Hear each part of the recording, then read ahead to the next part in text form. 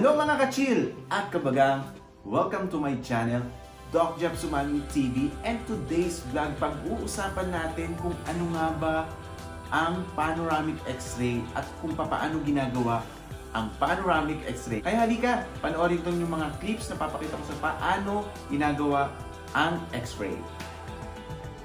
So guys, ito papakita ko po sa inyo. Kailangan muna nating i-input yung pangalan ng patient, no? So, ito ating i-input muna ang complete details ng patient. So dito, sabi dito, surname muna. So Tolo. Ginagawa ko dito ay big letter para mas mabilis siyang makita. So, Langela Paula. Then dito, meron dito nga magtitake na tayo ng x-ray. So nakalagay na po dyan yung pangalan, Tolosa Langela Paula. At ready na po tayo mag-x-ray. Pero kailangan nakakonect po yan sa Wi-Fi po ng x-ray. Yung IP time natin. Kukonect po natin siya. At alas 12 na po. Magtatanghalian na. Meron pong, ayan. So, sinabi dito, waiting for exposure. So, ayan po ang ating patient, si Langela Tolosa. At kukunan po natin siya ng panoramic x-ray. Pero prior to that, we have to instruct the patient to remove all the metal sa kanyang katawan. So, papapansin po natin, meron siyang hikaw. So, papatanggal muna natin sa patient ang hikaw kasi po yun ay mag-re-reflect o mag-a-appear po sa x-ray. So, after po nang i-remove po yung mga metal po sa katawan, at sabi nga po natin, magre-reflect po yun, susundan po natin itong apron. So, ginagamit din po ito sa mall. Yung mga load na dito. Hindi po, ito po ay anti-radiation para, kasi kahit digital po yung ating panoramic x-ray, ay kailangan pa rin po ng protection para po sa radiation. So, susuot po ito. Tapos, pwede mo tayo sa patient, meron po yun na.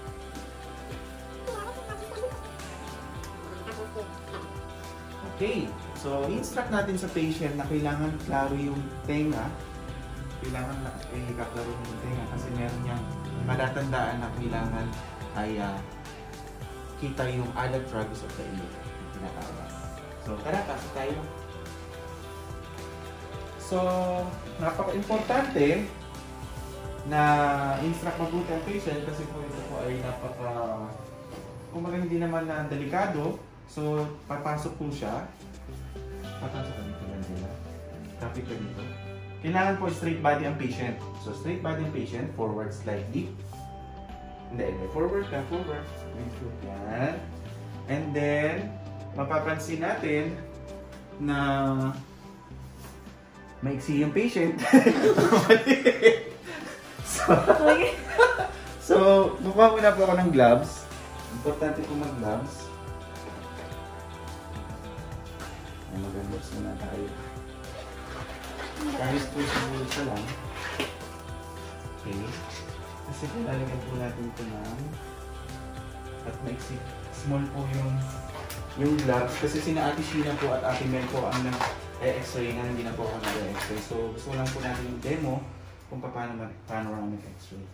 At ito pong machine na to ay hindi lang po panoramic ang nagagawa. Meron po cephalometric, may transcranial, may TMJ tomography, multi, ano po siya, function po siya. So, kukuha po tayo ng disposable plastic kasi po, syempre, pagkagamit, itatapon po natin. Kasi kakagatin po nito.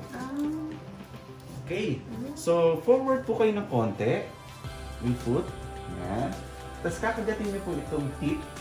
Kung mapapansin natin, may tip yan. Oo, tip. May lubog yan. Oo. Sige.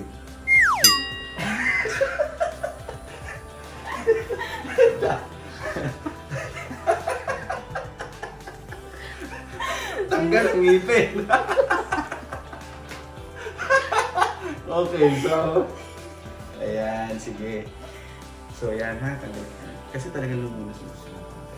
So yung tip lang po, tip. Yan, shoot po yun. Lagay na reverse kasi kailangan muna natin i-position. I-position po muna yan. Yan. Tapos, meron po yung guhit. Ito po yung guhit. Ayan. So, dito sa instruction na to, ang purpose po niyang cross na yan, dapat naka-midline po yan. Madedetect dito yung midline. Ayan po yung pinindot natin kanina. Ayan po yung midline o yung cross. para determinan po yan kung nakagitna po ang patient. So, sige, gitna mo sa ilong, yung pinakang gitna. So, yan, mapapansin natin gitna na. Okay, so nakagitna na siya. And then, kaya po pinapaklaro po natin sa kanya yung tenga kasi kailangan clear po yung tenga kasi meron po tayong palatandaan din naman. And then, yan. So, ito movable po to. So, kailangan ito po ay naka-level po sa tenga, dito sa tenga sa ala tragus, tapos dito sa orbit o yung orbital bone ng patient. So, itutungo po natin ng konti.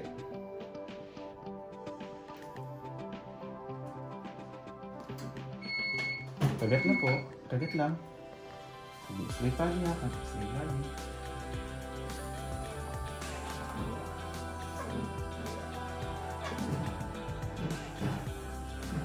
Sarado po lips.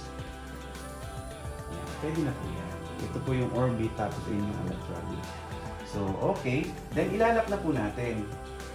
Siyempre, titingnan natin yung may mga height din po yan. Ito po pang bata, pag medium size, malaki, malaki. So, sa kanya, medyo maliit naman siya. So, dito po tayo sa level ito. At meron pong option dyan, yung P1. Pag sinabing P1, ayan po ay panoramic x-ray. Okay? So, ayan. So, ready na po tayo for x-ray. Okay na po yung height, yung midline. I-instruct na lang po natin ang patient na steady, relax lang. At ilalak na po natin ito. So, paglalak po niyan, dahan-dahan na po yan mag-move. And then, para stable po yung head. Para hindi po siya gagalaw.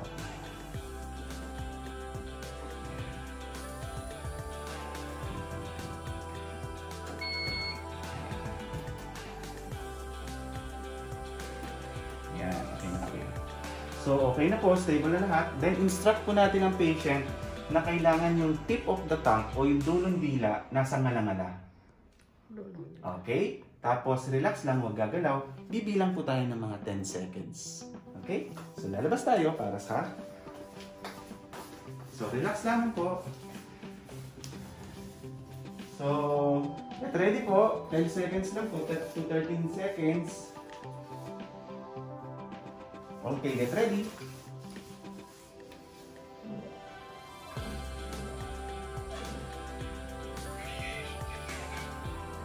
Radiation detected, ibig sabihin, okay na yan. Tapos ayan, umiikot na yung panoramic. Kaya sinabing panoramic, panorama. Horizontal yung paikot, pahaba, para kita lahat. So, pag tumigil na po yung beat, ibig sabihin, tapos na yun. Okay, so, automatic po yung magre-release. Automatic na magre-release yan, then atras na yung patient. Yan, tapos yun. Oo. Siyempre, kukunin natin itong tip kasi palit yan. Itatapon natin yung plastic. Tapos, tatanggalin po natin ito. Okay, so yan na po yung result ng x-ray niya. So, i-improve pa po natin. Ang kagandahan po sa digital x-ray, mai-enhance pa natin yung image ng x-ray. So, pwede natin i-maximize yan. And then, i-improve natin yung image. And then, i-reduce natin yung mga, siyempre may mga noise yan. At, ang kagandahan nga po dito, meron pa siyang improvement. Pwede mong i-enlighten. Ayan. Pero, ang pinakang average po na pwede mo ngayon ay ayan. X-ray yan. Okay na po yun. Reduce noise. Reduce noise lang natin.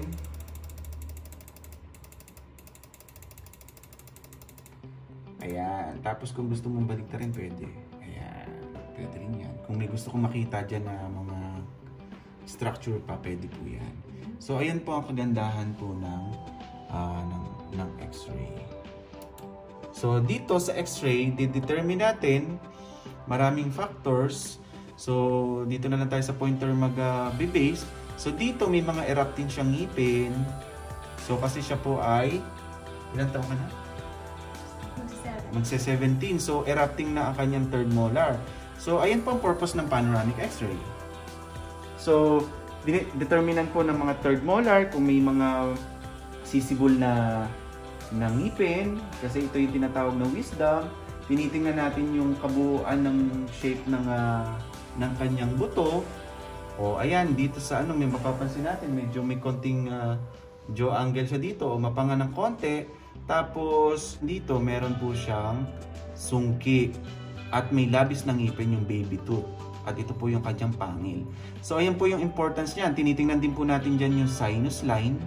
Ito po yung sinus line. Kasi pag minsan may mga patient na bubunutan, nakapasok po itong molar, delikado pong bunutin. So guide po namin yan para at least alam namin kung paano namin didiskartehan ang pagbunot. So dito, dinedetermine din dito yung mga pathology o yung mga diseases. So sa case natin, wala naman po siyang pathology o disease o abscess o kaya cyst. Wala naman kasi siya ay kumpleto ang ngipin. So shape din po ng TMJ. So ang ating normal na shape ng TMJ is rounded. So dito ay rounded din. At ayan po ay normal naman po ang kanyang TMJ. Yung nasal septum, tinitingnan natin kung tabingi yung ilong, yung buto ng ilong. Yan, kita rin po dito, at saka syempre yung sinus area. So malaking bagay po ang panoramic x-ray para po maging diagnostic tool namin yan, para malaman po namin kung ano po ang minsan kasi kapag prior to braces, kailangan may panoramic x-ray. Kasi minsan may mga sungki palang ngipin or mga labis ng ngipin na nakabaon o naka-embed sa ilalim ng buto. Kaya pala hindi gumagalaw ang isang ngipin. So, diagnostic tool, ibig sabihin, gamit namin yan para maging successful po ang ating treatment. So yan, Doc, after niyo po ginagawa yung proseso ng pag-x-ray na yan, dyan niyo po di ba nalalaman lahat? Dun po ba kayo nagkukuha ng babasihan kung ano yung dapat na tamang forma ng ngipin? Lalo pag i-brace or bubunutan man? Paano po yung proseso nun? Itong the panoramic x-ray, isa pa lamang yung tool ng x-ray. Merong tinatawag na cephalometric. Pero itong kasing importance ng ang use o function ng panoramic x-ray is to determine yung bilang ng ngipin, yung may labis bang ngipin, may sungki bang ngipin, may pathology ba, meron bang abscess, may cyst, o may mga hindi natin nakita sa clinical o sa bibig, kita po yan sa panoramic. So, ang bite, hindi pa po namin na-determine dyan kung mali ba yung bite mo. So, ibang tool po yun ay pwede pong cephalometric x-ray or CAST. Ito po yung CAST. So, yun po yun. Bukod pong tool po sa CAST. So, dito sa case ni Langela, meron po ditong molar. Pwede po natin i-zoom yan. Ayun, no? Meron ditong radiolucency, ibig sabihin kulay itim. Ibig sabihin niya may butas. So, may butas dito na nag-penetrate papunta po dito. So, ayan, may chance po yan na bunutin na or i-root canal. So, ayan po, meron siyang, okay naman ang kanyang bilang ng ngipin, kulang ang kanyang ngipin. Nawawala po yung kanyang third molar. Dito, wala pong erupting na third molar. So, mapapansin natin, may 1, 2, 3. Dito po, wala. So, ibig sabihin, congenitally, nawawala ang kanyang wisdom sa kaliwang area ng kanyang jawbone.